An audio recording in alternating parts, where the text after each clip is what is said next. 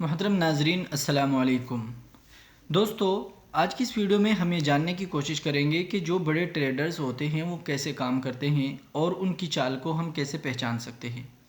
देखिए, अगर आप इस चीज़ को समझ जाते हैं कि जो ट्रेडर्स हैं यानी कि जो बड़े लोग होते हैं मार्केट में, वो पैसा कब लगाते हैं, अगर आप उनके साथ मार्केट में एंट्री कर जाते हैं या उस पॉइंट पर एंट्री कर जाते हैं जहां पर वो लोग एंट्री करते हैं, तो उसके लिए सबसे आसान तरीका है चार्ट पैटर्न।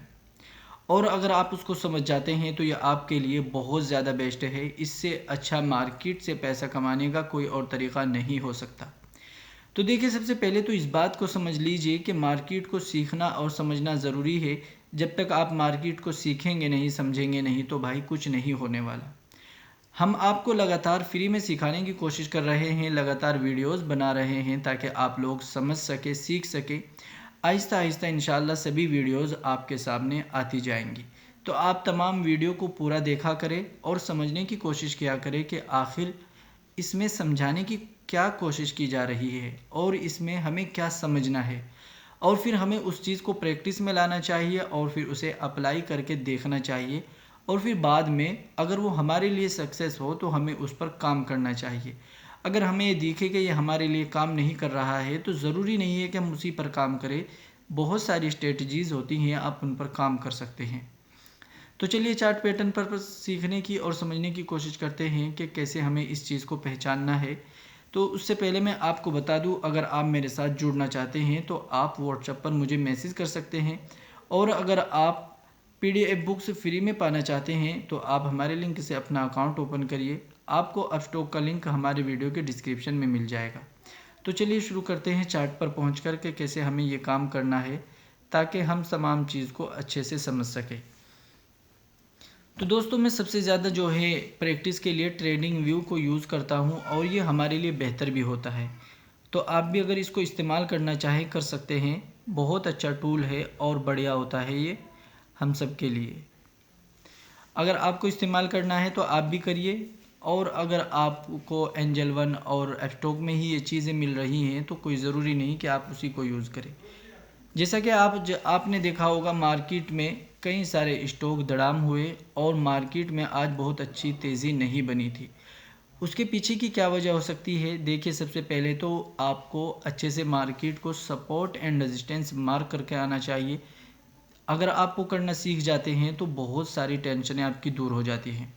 और मैंने उससे रिलेटेड वीडियो भी बनाया था और आपने शायद वो वीडियो देख भी लिया होगा। अगर नहीं देखा है तो एक बार ज़रूर देख लेना।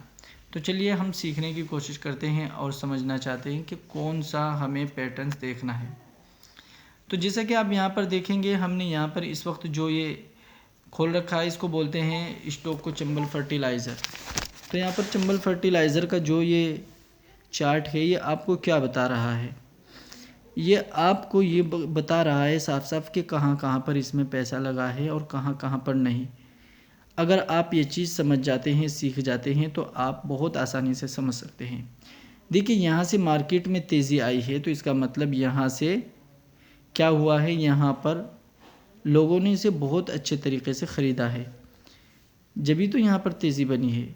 ये देखिए यहाँ पर क्या हुआ है, तो इसका मतलब मार्केट में यहाँ पर बहुत ज़्यादा तेज़ी बनी और यहाँ पर लोगों ने बहुत ख़रीदा। फिर उसके बाद यहाँ पर तेज़ी बनी इन दो कैंडल्स में, फिर उसके बाद यहाँ पर तेज़ी बनी है। ठीक है ना? तो जिस भाई ने इन चीज़ों को समझ रखा होगा, सीख रखा होगा, तो वो आराम से एंटर कर गया होगा। इस चीज़ में अगर आप स्मार्ट मनी कॉन्सेप्ट सीख जाते हैं तो वो और भी ज़्यादा आपकी मदद करता है इस चीज़ के लिए। तो जैसा कि आपको मैंने यहाँ पर दिखाया, आपको यहाँ पर क्या करना है, आपको कैंडल्स देखने हैं बड़े बड़े। बड़े कैंडल्स किन को बोलते हैं? जिनमें बहुत अच्छा वॉल्यूम आता है और जहाँ से स्टॉक्स अक्सर ऊपर ही गए होते हैं। एक तो ऐसा होता है कि गया टच करके आ गया, वो बड़ा कैंडल्स नहीं माना जाएगा। जैसे कि हमें यहाँ पर ज़्यादातर क्या देखना है, हमें यहाँ पर देखना है क्या बोलते हैं उसको, बुलिश जो होता है मारोबूजो। मारोपूजो एक तो बुलिश होता है, एक बेरिश होता है। बेरिश किसको बोलते हैं? जो रेड कलर का हो और ऊपर की साइड बने। और अगर नीचे की साइड बनता है जैसा कि आपने यहाँ पर देखा है तो ये बुलिश है। तो ये बुलिश है, ये इतना बढ़िया नहीं है, ये उससे बढ़िया ये वाला है। तो जहाँ पर ये बनते हैं तो समझो वहीं से यहाँ पर क्या हुआ है, यहाँ पर बड़े लोगों ने बहुत अच्छा अमाउंट उठाया है। जब यहाँ पर बहुत अच्छा अमाउंट उठाया है या बहुत अच्छा क्वांटिटी उठाया है तो स्टॉक में तेज़ी बनना सिंपल सी बात है। और उसके बाद आप यहाँ पर देखेंगे कि इस जगह से तेज़ी बनी थी, तो फिर ये यहाँ पर इसको दोबारा छूने आया था ये वाला कैंडल, ये जो यहाँ पर बड़ा हैमर बना, ये इसको इस जगह पर छूने आया और फिर देखिए वापस ऊपर चला गया। फिर इसमें ज़बरदस्त तेज़ी बनी। तो आपको अपने चार्ट पर ऐसे ही बड़े बड़े कैंडल्स मार्क करने हैं, देखने हैं कहाँ पर बन रहे हैं या नहीं। और एक चीज़ का ध्यान रखना है, आपको ये देखना है कि एक मिसाल के तौर पर आप ये समझ लीजिए कि भाई आप क्या हो गया, अरे भाई ये तो पहले बने हुए कैंडल्स, हम कैसे पहचानें। तो आपको कोशिश करनी है कि जब वो स्टॉक ऊपर जाकर वापस उसी रेंज में आए जहाँ से उसमें तेज़ी आई थी, जैसा कि यहाँ से इसमें तेज़ी बनी थी इस जगह से, तो आपको यहीं पर कोशिश करनी है कि यहीं पर जो है कैंडल्स आकर बने और आपको यहीं पर मिले तो आपके लिए बेहतर होगा। जैसे कि आप यहाँ पर देख पाएंगे, यहाँ से इसमें जो है तेज़ी बन रही है, इस जगह से इसमें तेज़ी बन रही है और फिर ये वापस उसी जगह पर आ रहा है। कैंडल्स अगर आप देख रहे होंगे जो इसके कैंडल्स हैं, ऐसे करके आया फिर ऊपर गया फिर ये वापस यहीं पर आ रहा है। ठीक है, अभी यहाँ पर आ रहा है तो हो सकता है यहाँ पर किसी जगह पर सपोर्ट ले। ऐसा नहीं है कि जैसा आया फ़ौरन हमें बाय करना है, हमें यहाँ पर किसी अच्छे पैटर्न के बनने का इंतज़ार करना होगा, चाहे वो शूटिंग स्टार नहीं, मॉर्निंग स्टार हो या फिर बढ़िया हैमर हो या फिर आपका जो है डोजी हो या फिर आपका कोई मारोबूजो कैंडल हो या कोई पिन बार हो। पिन बार कैंडल बहुत ज़बरदस्त तरीके से काम करता है। एक बार पिन बार को आप देख लीजिए, हैमर के जैसा ही दिखता है, इसको पिन बार भी बोलते हैं। ये वाला जो बना हुआ है ये पिन बार होता है, ठीक है ना।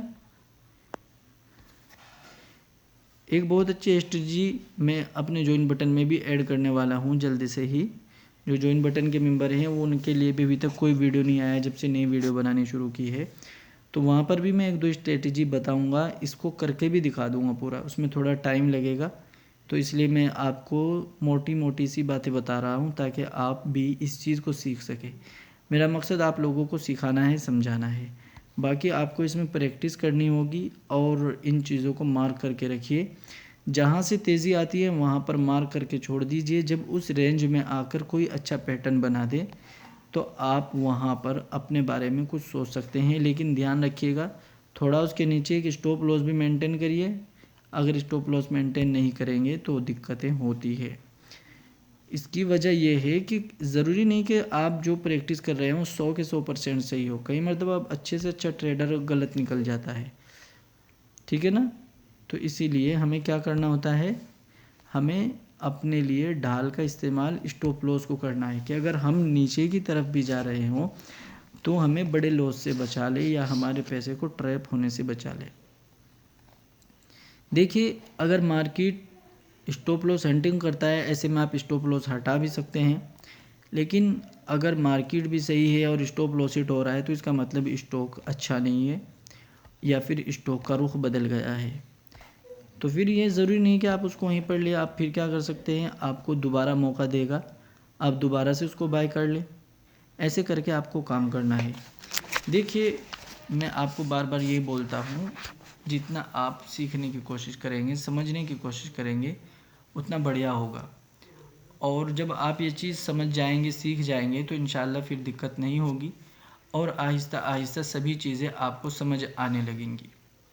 तो दोस्तों, आज की वीडियो में इतना ही। उम्मीद करूँगा कि आप लोग मेरी बात को समझ गए होंगे कि मैं कहना क्या चाह रहा हूँ।